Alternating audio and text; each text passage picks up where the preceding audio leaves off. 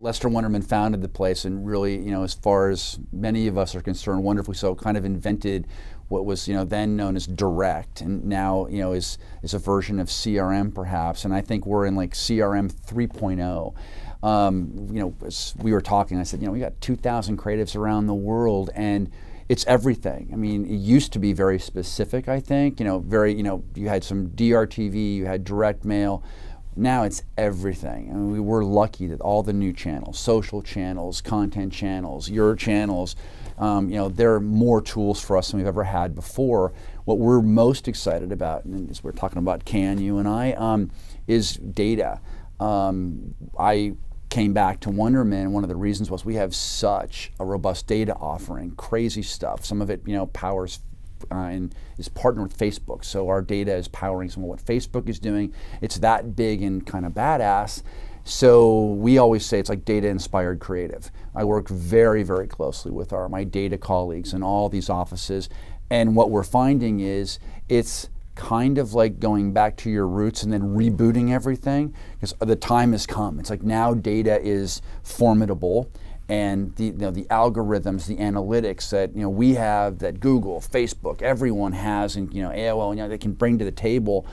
We take that, brilliant planners, and then 2,000 creative people going wild, and suddenly we're getting to things not only that we can measure. We spent the last 5 years, right, talking about measurement. Oh my God, we can measure everything, great.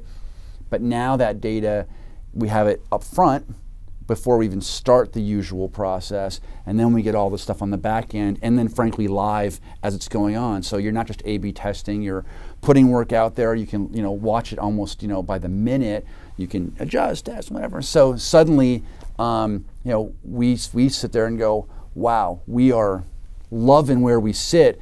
And then lo and behold, Can comes in and it's like, hey, we're doing data lines. Like, oh man. So we're, it's a very exciting year for us.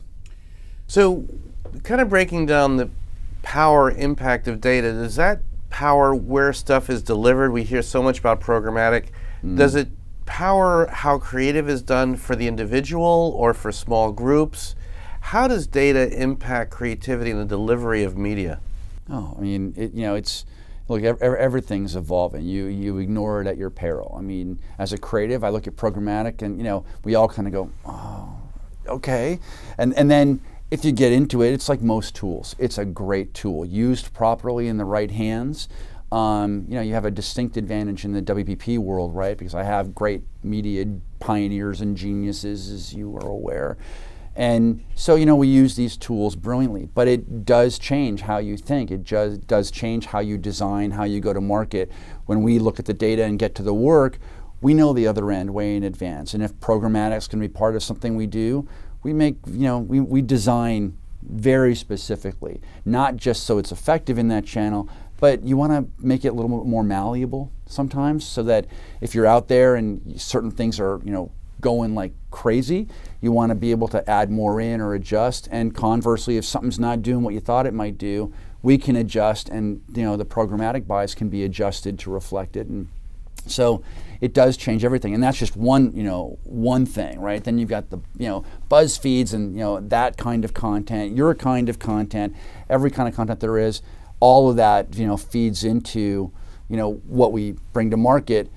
But way in the beginning, it feeds into how we do our briefs, the kind of ideas we look for. You have to have a very specific kind of idea, I think, now that can hold all of that.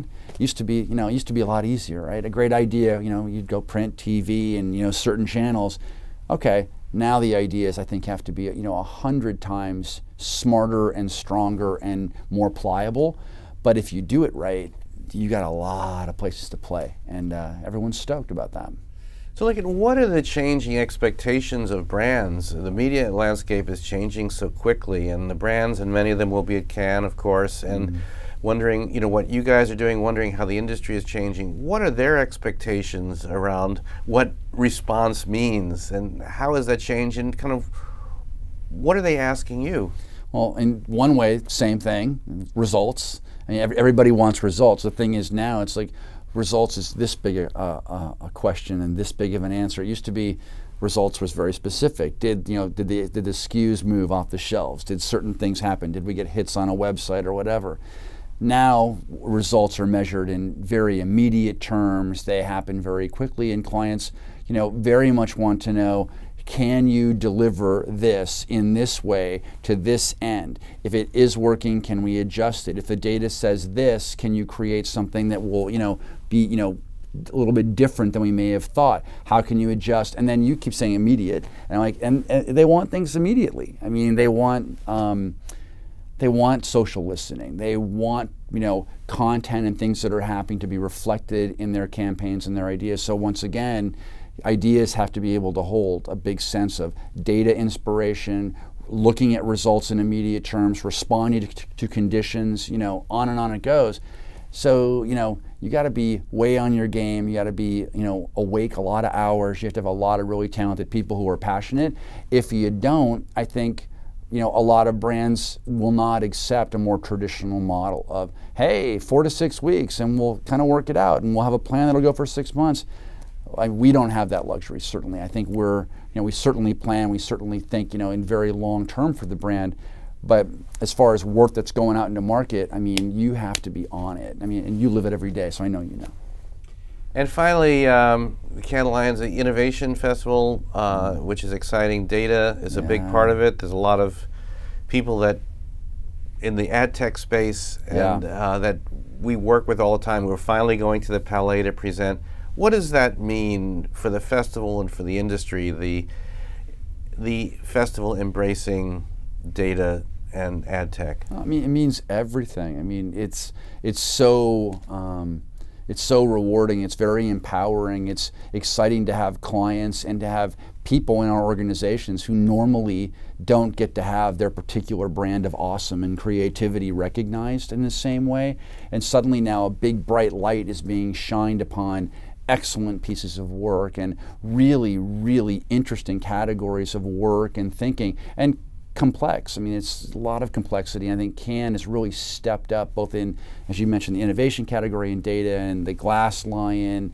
There's, it's suddenly like, Cannes has awakened to say, wow, now things are changing so fast and we are on it. And I think they're, remarkably ahead of the curve compared to everyone else this year, and I'm beside myself to see the work. I mean, I know NASA. Someone was telling me NASA's entered some stuff in the Data Alliance, and I'm like, oh, that's intimidating. I mean, how they orient their satellites and whatever they're doing. I can't wait to see what that work is. We've got stuff from a number of clients like Microsoft. As varied as Microsoft over here for some brilliant work out of Japan, to a piece of work from The Sun and News International out of London. Very different things about football and dream teams and fantasy football, the real football, not American football, the other football. Over here from Sun, and then Microsoft, it's a beautiful data-empowered art piece called Flowers from Japan. Two very different things, but I think work that would not have necessarily been as front and center in other categories. I think stuff like that, and like what NASA's doing, I'm sure many others are doing, they're going to get some some time to shine, and for us it's incredibly exciting. And then the Glass Lions, I mean, you didn't mention it specifically, but Glass Lions to me is one of the most exciting categories and lions that I've seen in my career span so far, and fighting gender bias and shattering stereotypes, and I cannot wait to see that kind of work and how that's going to manifest. We all are watching Caitlyn Jenner on Vanity Fair, and Cannes again was out in front a while ago with this category this year, long before it, I think it was chic and cool, and I can't wait to see how that work gets to shine, if you will.